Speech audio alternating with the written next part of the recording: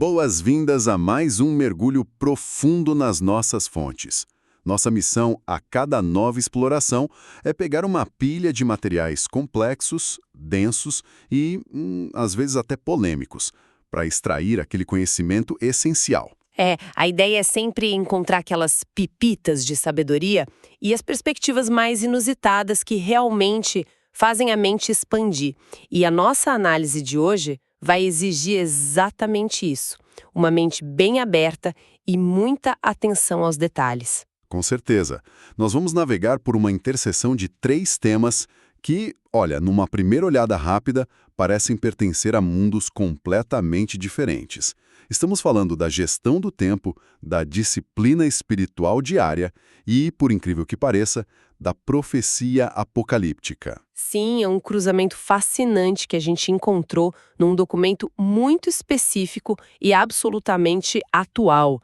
Um nível de detalhe conceitual que chega a ser formidável, sabe? Totalmente. O material que serve de base para nossa discussão estabelece uma ponte incrivelmente peculiar entre algo tão corriqueiro quanto a forma como organizamos as horas da manhã e nada menos do que o destino final de toda a humanidade.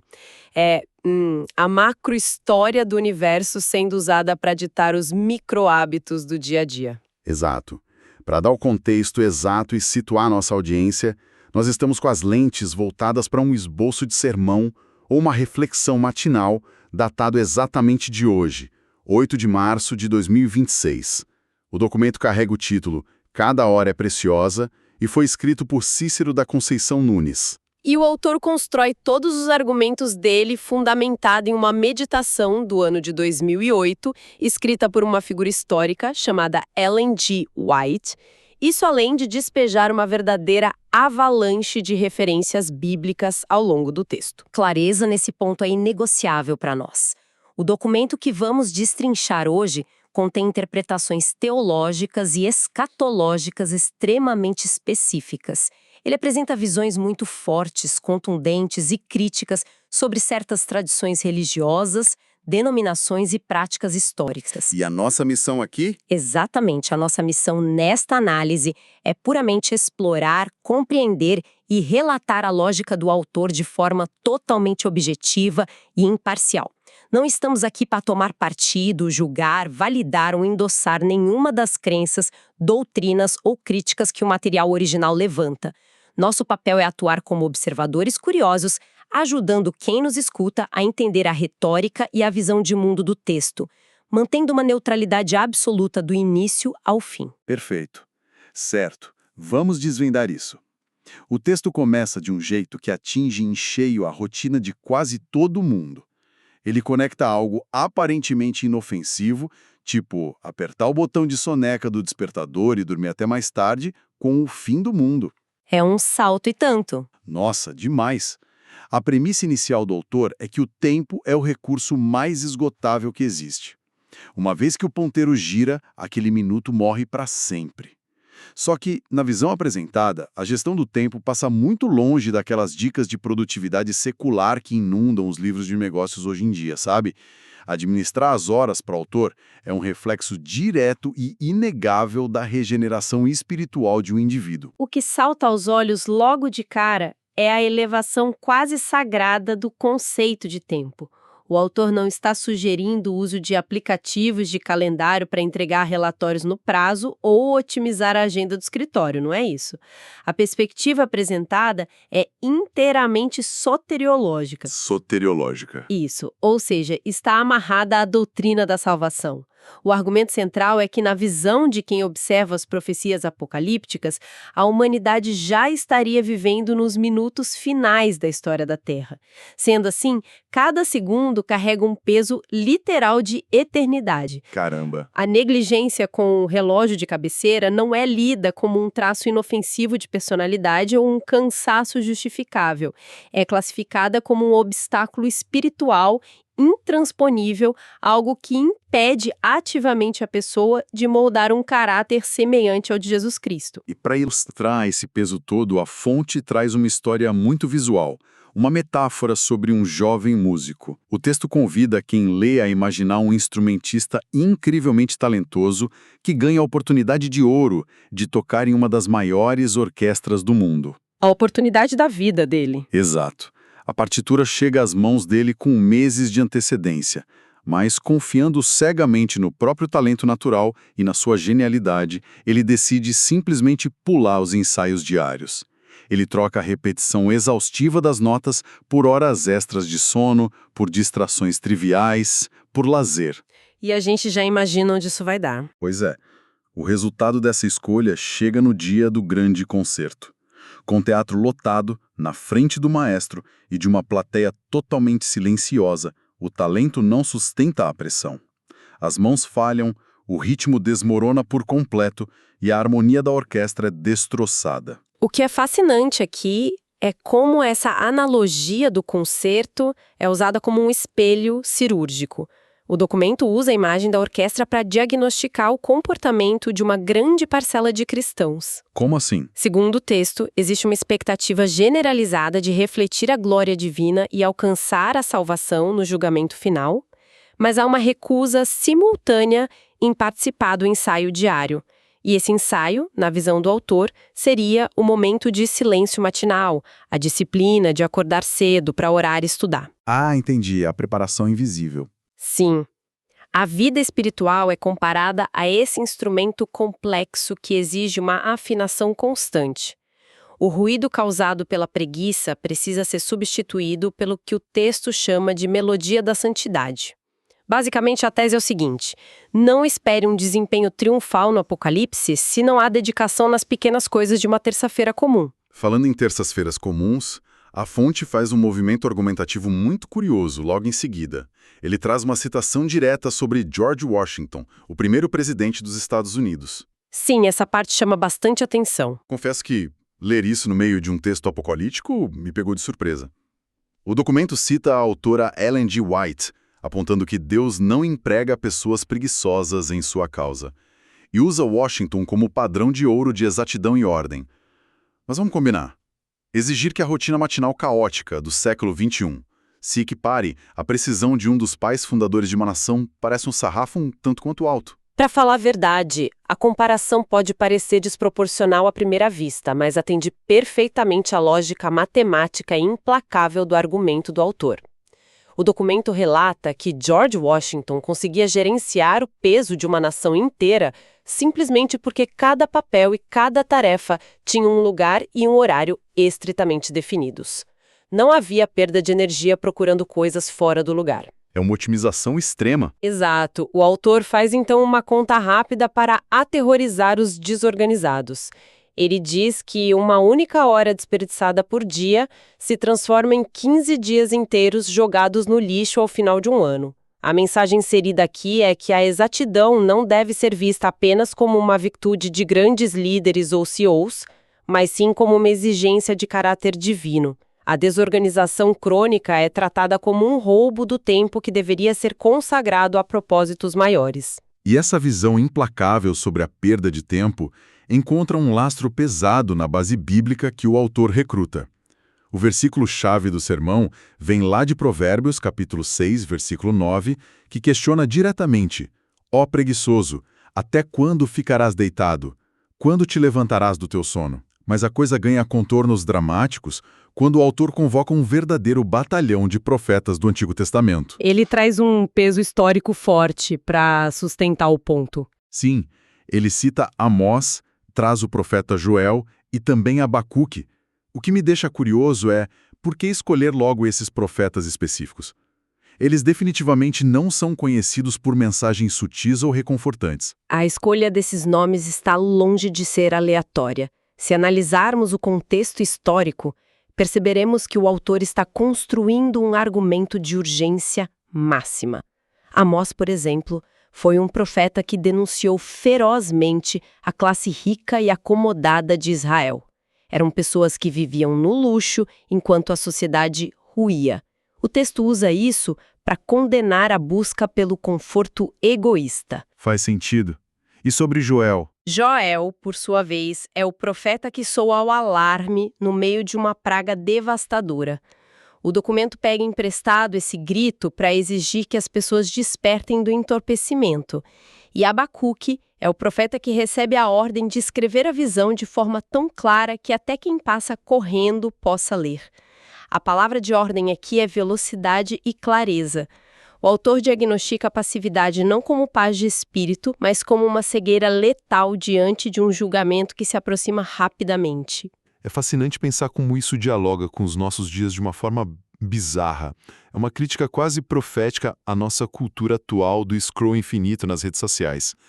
Quem nunca perdeu 40 minutos rolando a tela do celular, ainda deitado na cama logo depois de abrir os olhos de manhã? Todos nós estamos sujeitos a isso hoje em dia. Pois é. Só que para a lógica desse documento, isso não é apenas uma leve procrastinação motivada pela luz azul da tela. É descrito como uma vulnerabilidade espiritual escancarada, um estado perigoso de anestesia dos sentidos. Uma anestesia que, na visão do autor, impede a ação. E é exatamente por isso que o documento não estaciona no Antigo Testamento.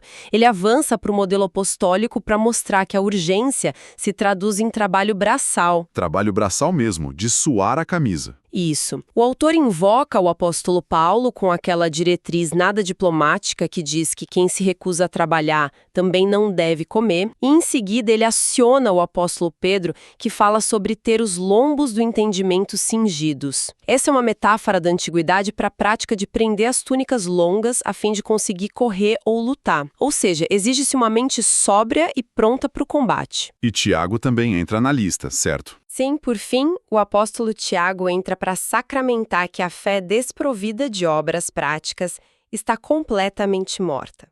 Se conectarmos isso a um contexto maior, a síntese do autor é muito clara. A crença genuína exige vitalidade, exige suor, exige utilidade social. A espiritualidade passiva é vista como um estado perigoso. O esgotamento do tempo exige economia de cada minuto e ação contínua. Isso nos leva a um dos pontos de maior densidade teológica de toda a fonte. O texto avança para argumentar que a graça maravilhosa de Deus e o Evangelho, quando separados da obediência estrita à lei, se transformam em ingratidão e iniquidade. É um contraste muito marcante. O autor não permite de forma alguma que a ideia de perdão sirva de desculpa para o relaxamento moral ou para a falta de disciplina. Para solidificar essa ideia, o autor recorre à etimologia da palavra. Ele explica o conceito grego de anomia citado no texto. Nas traduções comuns da Bíblia, anomia costuma aparecer como iniquidade ou maldade. Mas na sua raiz literal, o prefixo a significa ausência e nomos significa lei. Portanto, anomia é a rebelião total, a ausência de lei. E como ele conecta isso com a conversão? O raciocínio estabelecido é que a graça divina é o veículo que conduz à salvação, mas é a obediência contínua aos mandamentos que mantém o indivíduo seguro nesse caminho. A tese repudia a ideia de salvação sem uma transformação tangível de caráter. A verdadeira conversão exige refletir a imagem de Cristo através da obediência à lei de Deus. Viver em anomia seria caminhar para a própria ruína espiritual, mesmo acreditando estar salvo. O documento ilustra essa armadilha da desobediência disfarçada com uma das histórias mais antigas do texto sagrado, o relato de Caim. A fonte argumenta que a oferta de Caim foi rejeitada não porque ele não teve trabalho para colher os frutos da terra, mas porque a oferta expressava exclusivamente a vontade do próprio Caim e não as instruções de Deus. É o perigo de tentar ditar as regras do próprio culto. É um exemplo muito forte de fazer a coisa certa do jeito errado. Exatamente. O texto aprofunda o aviso citando o livro de Provérbios, capítulo 28, versículo 9, que lança uma afirmação duríssima. Ele diz que aquele que desvia os ouvidos para não ouvir a lei tem até a sua oração considerada abominável.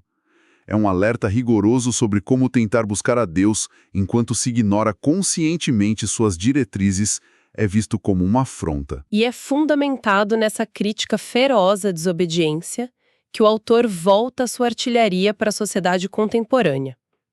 A análise descreve o mundo atual como o cenário perfeito do que chama de hiperatividade improdutiva. Existe uma crítica afiada à cultura moderna, que glorifica o lazer desregado, a busca incessante por entretenimento anestesiante e a satisfação instantânea de todos os desejos. É o paradoxo de estar sempre ocupado, mas não realizar nada de valor. Perfeito. A humanidade corre o tempo todo, mas segundo a lente do autor, corre na direção errada. Essa agitação constante entra num choque violento com a temperança, a sobriedade e a autodisciplina exigidas pela tradição bíblica que o texto defende. A indolência espiritual moderna, portanto, não é vista apenas como preguiça física, mas como um vício disfarçado sob o rótulo de liberdade pessoal. Todo esse preâmbulo sobre disciplina, obediência à lei e os vícios do mundo moderno serve para pavimentar o caminho para a parte mais carregada do documento, a seção escatológica e profética. E, novamente, vale o nosso lembrete muito claro para nossa audiência de que estamos atuando apenas como relatores imparciais dessas visões, sem adotar essas posições. O texto mergulha nas antigas profecias, especificamente no livro de Daniel, capítulo 2. A famosa visão da estátua. Isso. O autor menciona a famosa estátua do sonho do rei da Babilônia e foca no quarto reino, que é simbolizado por pernas de ferro. Na interpretação apresentada pelo autor, esse ferro representa Roma, operando primeiro como Império Romano e posteriormente evoluindo para o sistema papal. O documento argumenta que esse poder não ficou restrito ao passado, mas exerceu uma influência estrutural gigantesca no cenário mundial, mudando leis e tempos, e afirma que isso continua a impactar as nações até hoje por meio de uma herança histórica e religiosa muito profunda. A partir dessa premissa, o autor elabora uma lista extensa de práticas e tradições que ele classifica abertamente como desvios do padrão bíblico original ou simplesmente heresias humanas. Sim, a lista de práticas alvo de crítica é robusta e atinge pilares históricos muito conhecidos. O texto critica a veneração de imagens de santos, o desenvolvimento do conceito de purgatório, a prática de fazer orações pelos mortos e a crença fundamentada na imortalidade da alma. E a lista se estende para questões institucionais também. Não para por aí mesmo.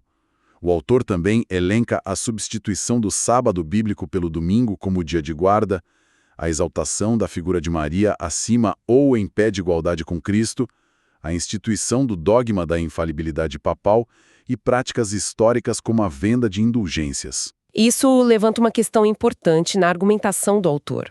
Se tentarmos encontrar o fio condutor que liga todas essas práticas dentro da visão dele, veremos que ele retorna diretamente à história de Caim que mencionamos há pouco. Todas essas instituições são lidas pelo documento como tentativas humanas de estabelecer o próprio caminho de adoração em substituição à lei original de Deus. Eles preferiram a oferta deles e não a que foi pedida. Na visão do autor, sim. No entanto, ele afunila esse debate histórico longo para focar exclusivamente nos dias finais. O texto destaca que de todo esse catálogo de tradições, existem dois pilares principais que teriam sido orquestrados por forças sombrias, especificamente para o grande conflito do fim dos tempos. O primeiro pilar seria a crença na imortalidade da alma, que o autor associa à primeira mentira contada no Jardim do Éden. O segundo pilar, e o mais proeminente no texto, é a guarda do domingo. Essa prática é associada historicamente aos decretos do imperador Constantino e ao papado, o que o documento lê como cumprimento exato da profecia de mudança dos tempos e das leis. E aqui é que a coisa fica realmente interessante, porque é o detalhe mais surpreendente do documento para mim. A forma como o autor traz toda essa carga profética antiga para o nosso noticiário presente. Ele faz um salto argumentativo conectando essas profecias sobre dias da semana com o ativismo climático contemporâneo. O documento menciona explicitamente uma campanha midiática chamada o Domingo Verde. Essa é a grande reviravolta do texto. Sim. No mundo secular, essa campanha tem um verniz altamente positivo para salvar o planeta. É um apelo ecológico e social para dar um descanso à Terra, reduzir emissões de carbono e promover o bem-estar coletivo. Mas como o autor justifica esse salto transformando uma pauta ecológica social na temida marca da besta? É um exemplo clássico de como as estruturas apocalípticas têm a capacidade de absorver as ansiedades do mundo secular. O autor destrincha o Domingo Verde retirando seu verniz ecológico. Na interpretação oferecida pelo documento, movimentos climáticos dessa magnitude, apoiados por governos e religiões ao redor do globo, atuarão como um cavalo de Troia perfeito. Um cavalo de Troia para a legislação global, então. Exato. O argumento é que a vasta maioria da humanidade aceitará de bom grado legislações que forcem o descanso aos domingos sob a nobre justificativa de salvar a Terra de um colapso ambiental. Contudo, para a fonte, essa adesão universal será o exato momento em que o mundo aceitará a ordem da besta que surgiu do mar, descrita no livro do Apocalipse. Será uma imposição global que entrará em oposição frontal e aberta à guarda do sábado bíblico, o dia que o texto afirma categoricamente ter sido o único abençoado e santificado lá no livro de Gênesis. É uma fusão estonteante de pautas contemporâneas com presságios apocalípticos. E a partir da eclosão desse grande conflito mundial, que na visão do autor não é travado com armas nucleares, mas através de decretos sobre dias de adoração disfarçados de leis ambientais, a narrativa do texto engata uma marcha acelerada em direção ao desfecho escatológico. A linha do tempo do fim do mundo narrada no texto precisa ser explicada com calma, porque as imagens são fortes. O escopo muda completamente, vai do comportamento social para um evento cósmico. Exato. O documento afirma que o planeta não será apenas reformado com políticas públicas, mas terá que passar por uma destruição purificadora pelo fogo durante o retorno divino. A fonte narra que todos os habitantes que se recusarem a aceitar o chamado de Cristo perderão a vida, e então entramos em um período que o autor chama de milênio. Espera, a Terra ficará completamente desolada e vazia por 1000 anos? Exatamente. A imagem que o texto pinta desse milênio é sombria e cinematográfica. A Terra é descrita não como um paraíso restaurado nesse momento, mas como um imenso abismo de desolação e ruínas fumegantes. Cidades colapsadas, silêncio absoluto e total ausência de vida humana. Durante esses 1000 anos, as profecias citadas pelo autor indicam que Satanás e os demônios estarão confinados, presos a vagar por esse planeta devastado. Deve ser um cenário aterrorizante pensando na escala disso. O texto deixa claro que o castigo não é apenas físico, é psicológico. O grande tentador passará 10 séculos caminhando entre as cinzas das nações que ele mesmo ajudou a corromper, sem ter uma única alma viva para tentar o manipular. E enquanto isso acontece na Terra em ruínas, a narrativa afirma que os santos ressuscitados estarão no céu, reinando e julgando as ações dos ímpios. É uma inversão completa da ordem das coisas. E o clímax dessa linha do tempo ocorre após o fim desses 1000 anos. O documento descreve a descida majestosa da Nova Jerusalém, a Cidade Santa. É nesse momento que ocorre a ressurreição daqueles que se perderam, seguida pela destruição final e definitiva do mal, e a Terra é finalmente restaurada. E para coroar e amarrar toda essa visão grandiosa, a fonte resgata mais um símbolo do livro de Daniel: a pedra cortada da montanha sem o auxílio de mãos humanas. Esse símbolo é bem famoso também. O que ele representa aqui? Esse simbolismo poderoso representa a intervenção divina direta. A pedra não é forjada por esforços políticos terrestres. Ela vem para esmiuçar e transformar em pó todos os reinos, impérios e sistemas corruptos do mundo, que o autor tipifica usando as antigas potências de opressão, como o Egito e a Babilônia. O estabelecimento desse reino eterno, fundamentado de forma inabalável na justiça e na lei original, é apresentado como a esperança máxima do documento. a recompensa final para a vigilância. É uma verdadeira jornada épica. Nós saímos do toque estridente do despertador, numa manhã sonolenta, atravessamos campanhas ambientais sobre o clima, passamos por milênios de ruínas e chegamos ao fogo cósmico, recriando o planeta. Ao apresentar todo esse panorama massivo, o autor conclui o documento fazendo um chamado à ação, um apelo final muito prático e direto. Voltamos ao microgerenciamento. Isso. É um convite urgente para examinar a própria agenda diária. O texto implora para que as pessoas não percam as horas da manhã debaixo dos lençóis, incentivando o estabelecimento de regras rígidas de regularidade na rotina. A conclusão traz uma oração por força para resistir aos grandes enganos e se despede com aquela clássica bênção sacerdotal encontrada no livro de Números, capítulo 6. O Senhor te abençoe e te guarde. Então, o que tudo isso significa no final das contas? Se olharmos para a arquitetura desse documento em sua totalidade, independentemente da crença pessoal ou ceticismo de quem nos escuta, temos diante de nós um estudo de caso fenomenal sobre o comportamento humano e a retórica. O texto ilustra magistralmente como uma macrovisão monumental, a crença iminente no Apocalipse pode ser utilizada com precisão cirúrgica para ditar o microgerenciamento das horas da manhã e a disciplina pessoal. Exato.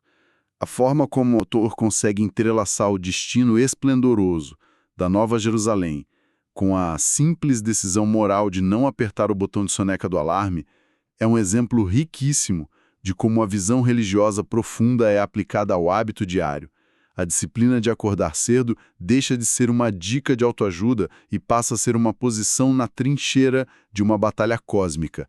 A estruturação da vida passa a ser uma barreira erguida contra o caos. E essa constatação nos deixa com um pensamento provocativo final, algo para nossa audiência levar consigo e refletir depois dessa análise. Considerando a forte crítica do texto à hiperatividade improdutiva do mundo atual e a distração contínua, fica um questionamento sobre a modernidade. Vivemos absolutamente cercados por tecnologias que prometem incansavelmente poupar nosso tempo e facilitar a rotina. Aplicativos para tudo, automação residencial. Exatamente. A grande ironia que precisamos considerar é: será que essas mesmas tecnologias modernas que prometem nos poupar tempo estão, ironicamente, minando a própria disciplina mental e o propósito profundo que fontes como essa consideram essenciais para a formação do caráter humano? Será que o excesso de comodidade está nos tornando mais passivos e anestesiados?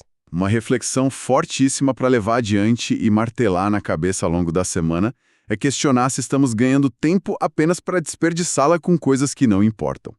Agradecemos imensamente pela companhia em mais este mergulho profundo nas nossas fontes, explorando um material tão denso e cheio de ramificações históricas e teológicas. Que as ideias, os paralelos e as provocações discutidas aqui continuem reverberando e gerando ótimas análises durante a rotina diária de todos. Um grande abraço para quem nos acompanha e até a nossa próxima exploração aprofundada.